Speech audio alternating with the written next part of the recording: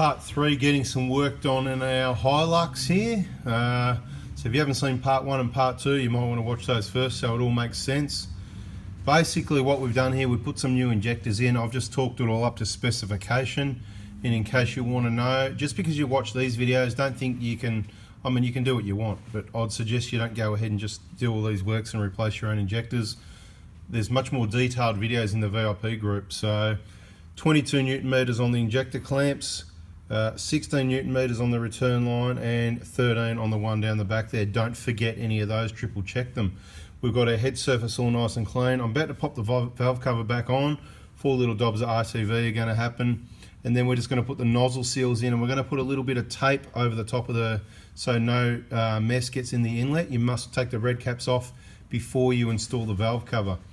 And then what we're going to do is reinstall the inlet manifold, and this is probably the majority of what this video will be. A lot of people have been asked for inlet manifold videos. We've got a few in the VIP group, but it's really difficult to get in there and do the job and demonstrate to you how to do it, you know. So we've got it all sort of, you know, ready for the manifold to go back on. It's all cleaned up and everything's clean at both ends. But so to put it simple, I'm going to mention there's 6 bolts. Well, technically there's 2 nuts and 4 bolts. Is that right, boss? 2 nuts and 4 bolts? Yeah. So there's a nut at each end, right? So there's a nut here, there's a nut up the other end, and there's 4 bolts along the way, and a couple of them down towards the back. They're a little bit hidden and hard to get to, but it's not that hard. And there's also your fuel return line in front of that. So step by step, I'm going to add it into this video. So perhaps not only will this be called part 3, maybe it'll include reinstalling the inlet manifold, and I'll give you what information we can. Now you listen to me, mate. Don't put it back together too quick. Step by step, I need to get it in. You know? So we're going to see we're all organised here on the same page. We're just going to get the valve cover back on, and then we'll work on getting the inlet manifold back on with some information for you. So the valve cover's just sitting on. Again, this isn't a how to do injectors, but I've just sat it on. There's some RTV, the 4 little dobs at the front, lubrication under the seals of the solenoids. The 4 verandas are sitting in place. I'm about to drop the bolts in and then nip those up, and then we're going to put some tape over it. See, the injector inlet's currently open. We want to get those sealed up ASAP, so I'm out of here. Alright, we're on the clock here. It's after 5 o'clock. Just to give you a bit of an idea, so this is the inlet manifold, nice and clean, going back on. So we're just going to sort of show you, it's a bit fiddly. If you want, I'll put that wiring loom in the way. Move the wiring loom out of the way first. My fault, because I chucked it over that side. So you don't know about that because I did that. Just chuck that back over the back there. That's it. And that'll get that out of your way. The glow plug thing, is that in the way, or is that going to be in the way or not? Should we pull that off now, or maybe pull it off and sit it up on top of the valve cover as well? You hook it up above that little end bit there, yeah. Beautiful, beautiful. Next time we'll just take it all the way off like we normally do, eh? We're just trying something different, we do that. Anyway, look at that, nice clean valve cover, nice clean squirters, everything talked to spec, including the valve cover. Just a bit of tape over those temporarily to stop anything getting in there. And it can be quite awkward getting the manifold back into position, but once we basically get it down there, there's a couple of studs there. We're going to get that on, and we're going to get those bolts started, and we'll sort of show you where they are. So this is the deal, right? You've got this bit of foam there.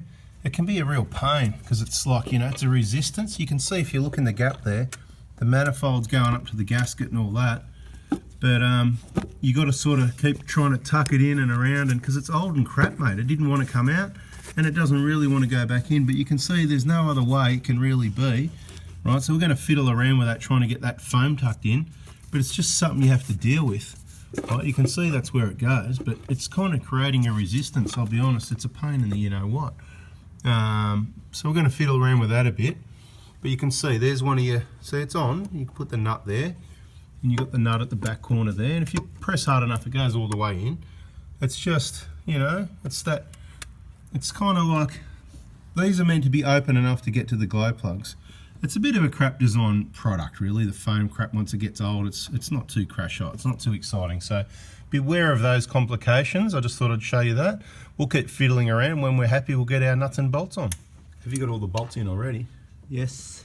Mate, you're a machine. Talking it up now. Okay, it's hard to get to them, isn't it, some of them? So 12 mil, right? Correct. Just want to give them the right info, yeah, 12 mil.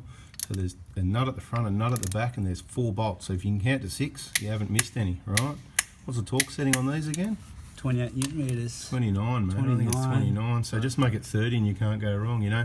These sorts of things, you know, 1s or 2s or 3s, it's really not going to matter, you know. I don't know why they say 29. I'm sure 30 is just beautiful. That's the hardest one to get into at the back there.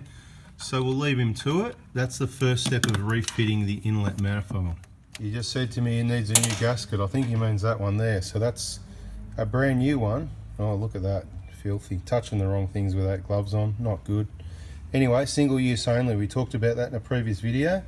So we're putting new one on. The next step before we get to replacing, that's the old one sitting there. This next bit of foam insulation, don't forget that.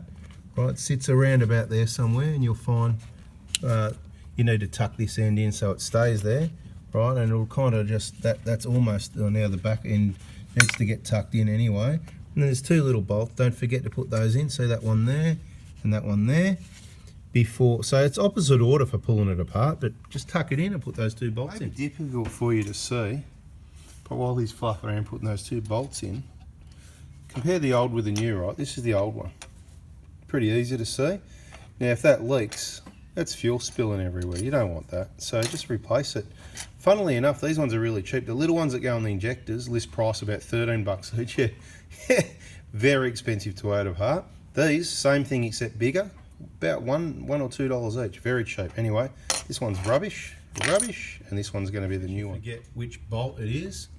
That is the bolt that goes in to the insulation under the manifold. Before you go too far, don't forget we've got to put that glow plug, the line for the glow plugs and the nuts back on, right? You can see under those little plastic insulators, got the intercooler stay bracket back in place, and that little gold one, see it goes underneath? And a lot of people leave that off, they put the car back together and they go, hey, I've got this left over, where does this go? Well, that's where that goes, between the head and the manifold support bracket, and then you've got the black ones, the stay that goes on top, using the same long 12mm bolts. Front and rear, and there's a little short one that goes in there.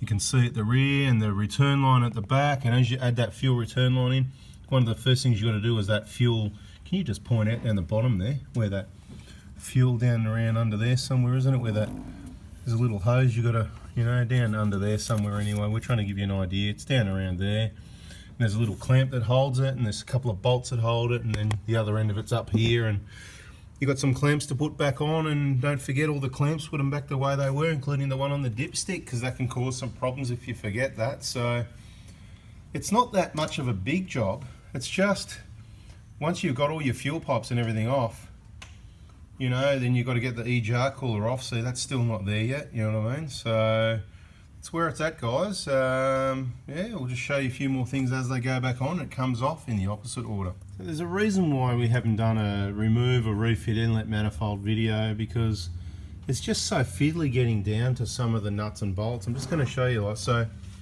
obviously the manifold went on. And can you correct me if I'm wrong, because you know, there's a few components, right? So don't forget, like I said, you got to put this insulation in first. So glow plugs in, they shouldn't have come out. That insulation goes in. Then you can put your glow plug rail on top once you've got that insulation there, because it's not in the way of the return line. You can get underneath it, so you don't need to worry about that. Or you can remove the wire off the back to make a little bit more room there at the back there. This insulating foam's got to go in once the manifold's on, yeah? Correct. And there's 2 bolts holding that, and then you've got this fuel return. You can see the return line where it goes onto the head around there. It's quite awkward to get to, 12mm. You can get to from around behind it. You've got this bolt here, you've got those 2 12mm down there. You've got a couple more, I'm going to try and show you so you can see. You go down, you can see them, that's it right there, isn't it, right? And that one there.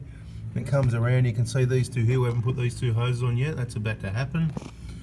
Right, and then you see that clamp that's hanging down there on the dipstick. That has to come back up and go back onto the fuel return line. Didn't actually need to get removed, but we just removed it to get it out of the way a little bit, you know what I mean? Move this out of the way. To move the dipstick a little bit, make a bit more room. See, that's up here, so dipstick out of the way. You can do it, I think you can, hang on, let me think. No, you have to do that, don't you? Yeah, because I'm used to doing Prados, yeah. That's faulty. Mate, I'm getting rusty old, mate. Like that. You can't take off the manifold. So if you want to get a Hilux done, mate, you got to get my assistant on the job, mate. He's the expert at it, not me, see, because I'm the Prado specialist. Anyway, it's all good, so here we are.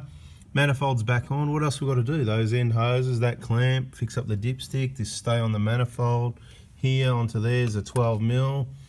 Anyway, it's not too much of a how-to video. I just thought I'd mention a few of the steps to answer the question, because people have been asking in the comments sometimes and places, maybe in the VIP group, about a R&R inlet manifold video in the vehicle. Like, why would we do it in the vehicle? We have done one with it out of the vehicle, so we can clearly demonstrate all these components. So it's done. Search, you know, inlet manifold, whatever, on our channel, and you should find that video if that's what you want. Much more detail seeing it done out of the car. It's just complicated in here because you've got all these unrelated components in the way. But this is it. Anyway, we're going to keep getting this back together, and some more work, so we'll see what else there is to show you. Anyway, that's a video. That can be, I think we're up to part 3 on the works on this vehicle. Obviously the next components are the E-jar cooler is going to go back in place, and that's all these hoses and stuff connect back to there, and the E-jar, we've got a full detail E-jar removal and refit video on YouTube. You can find that nice and slow in detail for the people that haven't done it before, so you can learn. I suggest watching it at least once before you do the job, and then perhaps have it playing on your Tab A or your iPad or whatever nearby under the bonnet. A lot of people do that and pause and whatever as you go, or you can just keep rewinding, whatever, and you know, and you really get it drummed into you. Anyway, this is part 3, guys. We're going to call it a video. Please give us the thumbs up, subscribe, turn the bell on, and sit tight, wait for the next one. See ya.